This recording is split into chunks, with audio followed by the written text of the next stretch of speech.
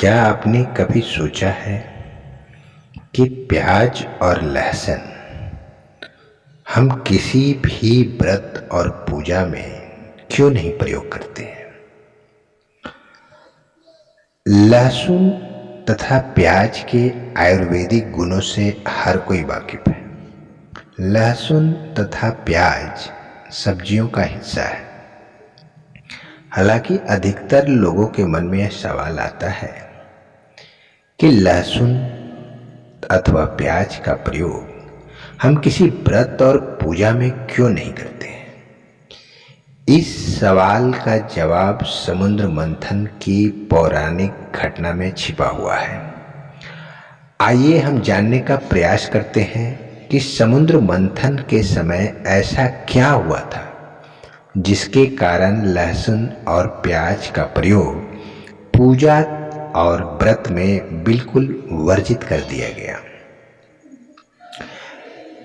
श्रीहीन हो चुके स्वर्ग की खोई हुई वैभव संपदा की प्राप्ति के लिए देव और असुरों ने मिलकर समुद्र मंथन किया।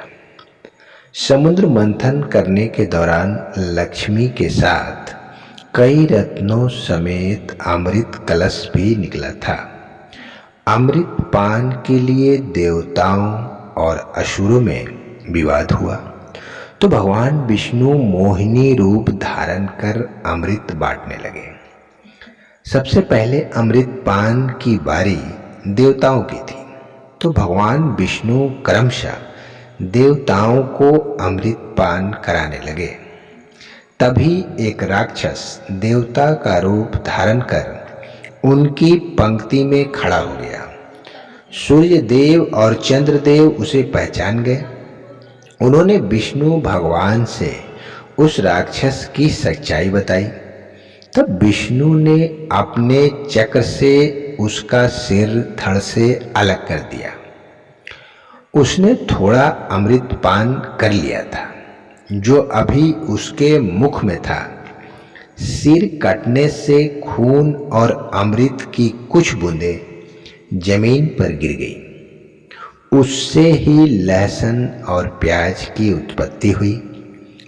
जिस राक्षस का सिर और धड़ भगवान विष्णु ने काटा था उसका सिर राहु बना और धड़ केतु के रूप में जाने लगा। अब हम ये जानकर हैरान होंगे कि उसी राक्षस के अंश से लहसुन और प्याज की उत्पत्ति हुई। राक्षस के अंश से लहसुन और प्याज की उत्पत्ति हुई। इस कारण से उसे व्रत या पूजा में शामिल नहीं किया जाता है। उनकी जहाँ उत्पत्ति हुई थी वहाँ अमृत की बूंदें भी गिरी थी। इस कारण से लहसुन और प्याज में अमृत स्वरूप औषधीय गुण भी आ गए। लहसुन और प्याज कई तरह की बीमारियों में लाभदायक होता है। राक्षस के अंश से उस उत्पत्ति के कारण इसे काफी लोग अपने भोजन में शामिल नहीं करते हैं।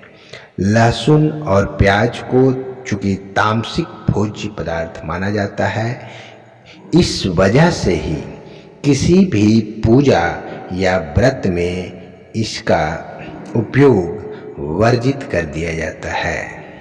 अतः आप ये स्मरण रखें कि लहसुन और प्याज की उत्पत्ति कैसे हुई और किस वजह से आज हम पूजा और व्रत में लहसुन और प्याज का उपयोग नहीं करते हैं। यही कारण है कि हमारे सारे धर्म ग्रंथों में भी और हर जगह इस बात को बताया जाता है कि लहसुन और प्याज का कभी भी पूजा या व्रत में प्रयोग नहीं करना चाहिए, जबकि सेहत के लिए लहसुन और प्याज बिल्कुल फायदेमंद है।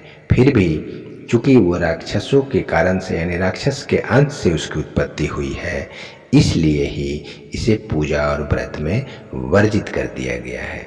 जय श्री कृष्ण।